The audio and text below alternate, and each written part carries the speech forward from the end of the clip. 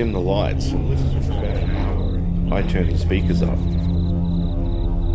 The white noise was deeply layered and it filled the room with a puffy, snowy soundscape. We were listening for about an hour and nothing was coming through. I didn't really expect anything. You kind of go in hoping something will happen, but it never does.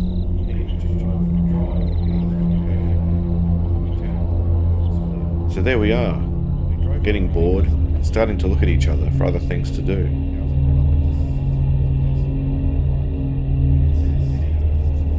Nick mentioned going for a drive and the others were okay with that, so we turned the monitor off and split. We drove around aimlessly for a couple of hours, stopping at a housing development site in the northwest. We could see the city over the water.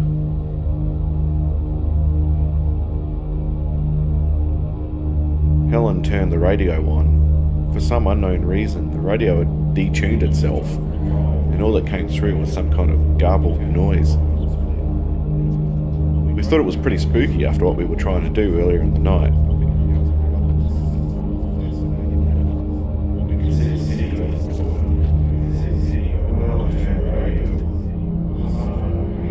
The weird thing is, I'd been messing with the radio earlier in the day and had tuned into a religious channel.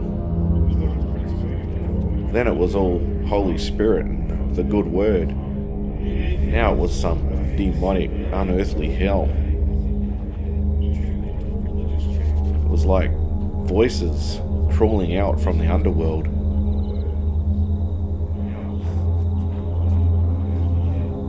We listened for about 10 minutes, laughing at the weirdness of it. James sat on the tailgate and smoked a joint.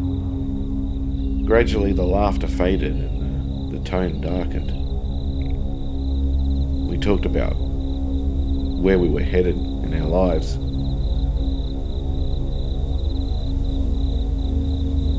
You know, kind of things we usually talk about on a dark night, early hours of the morning.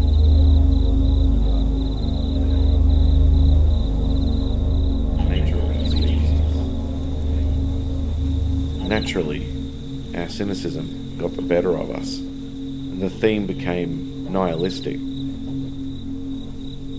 The inherent meaningless emptiness. Dogs started barking in the distant houses, and Helen, who was usually the chirpiest of us, went completely silent. It was like she just turned off. There was this really weird, cold look in her eyes. The noise became more intense, and James told me to kill the radio. As I leaned forward, Helen suddenly launched onto me and clasped her hands tightly around my throat. She was strong. Nick laughed at first, but then realised Helen was serious. The blood was rushing in my head and I violently tried to free myself of Helen's grip, but there was no way I was getting out. I was under her grip for what felt like a lifetime.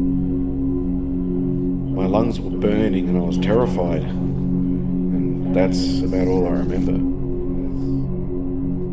Nick told me I passed out, and the only way they could remove Helen from my throat was to...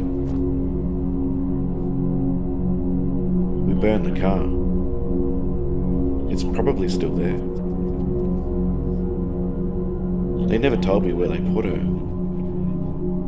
I never woke up until several hours later, after they'd carried me to the highway and thumbed a lift to the hospital.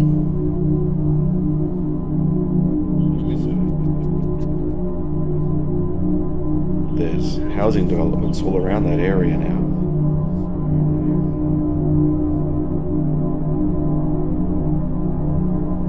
None of us can listen to the radio anymore.